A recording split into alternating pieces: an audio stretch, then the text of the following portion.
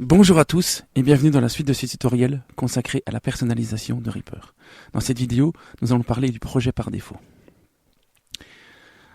Dans les préférences, vous trouverez une mention ici dans l'onglet projet qui s'intitule Load Template Project when starting up and not loading last project. Si cette case est décrochée, et c'est peut-être le cas chez vous, eh bien lorsque vous quittez Reaper et que vous le relancez, Reaper vous réouvre le dernier projet lorsque vous aviez fermé. Ce fonctionnement peut être légèrement inconvénient et vous pourriez donc ici choisir de cocher cette case. Tant qu'ici, la case reste blanche, et bien lorsque vous allez lancer Reaper va vous ouvrir directement un projet frais.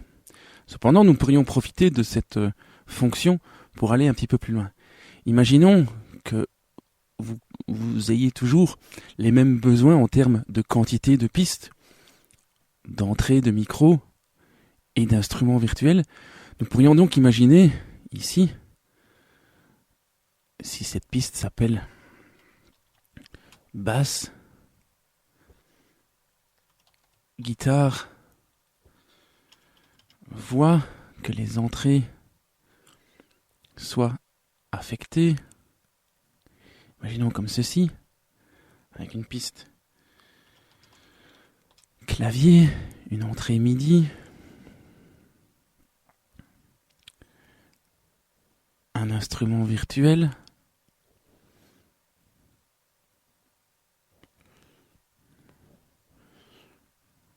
voilà, donc vous avez ici 4 pistes, je vais supprimer celle-ci, que vous utilisez quasiment toujours dans vos projets. Eh bien, vous pourriez enregistrer Project Template, Save Project as Template, enregistrer comme étant 4 pistes par exemple. À partir de ce moment, lorsque vous allez dans les préférences, vous avez l'option alors de choisir ce projet template comme projet de démarrage. Et donc, lorsque vous allez démarrer Reaper, ici, je vais donc démarrer Reaper et je vais donc avoir directement ce template de projet qui est affiché. Vous constaterez que mon projet, même si je l'avais sauvé, agit comme un nouveau projet vide et non sauvé. Alors, nous venons de voir une vidéo, pour ceux qui ont suivi le tutoriel dans son intégralité. Nous venons de voir, par exemple, qu'on pouvait mettre au point une system track. J'avais rangé donc dans ma fenêtre de ressources cette fameuse system track qui était raccordée donc à ce bouton pour ceux qui l'ont vu. Eh bien, je pourrais faire en sorte que mon projet se trouve présentement comme ceci, avec la system track cachée et armée, et donc choisir d'avoir toujours cette piste incluse dans un nouveau démarrage. Donc dans les préférences, je choisirai alors le template défaut. Si je quitte donc Reaper, lorsque je vais le relancer,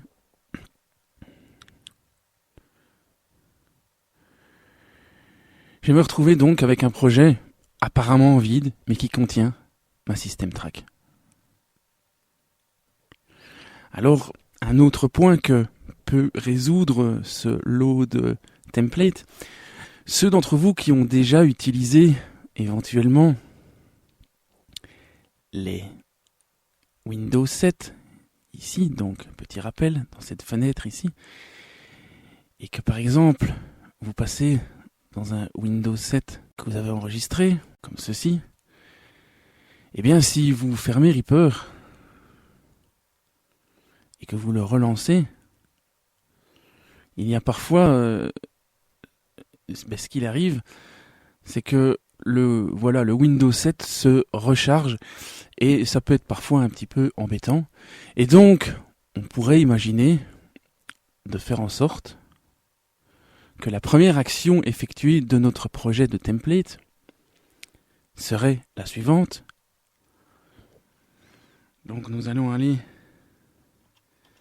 dans l'Action List, taper Startup Action, Set Project Startup Action. On va cliquer sur Run. Cette fenêtre m'indique donc que je vais devoir choisir l'action qui va se charger en premier. Et ça pourrait être par exemple Windows 7, Load Windows 7 numéro 1. Je clique sur OK. Et maintenant, mon action a été définie comme action de démarrage. Je vais donc ressauver mon template par défaut. Cliquez sur Enregistrer. Et maintenant, lorsque je vais redémarrer Reaper, il va donc me charger mon projet template contenant ma System Track et me charger mon Windows 7 Layout 1 qui me fait donc venir en vue classique et traditionnelle. Merci pour votre attention et je vous retrouve dans la prochaine vidéo.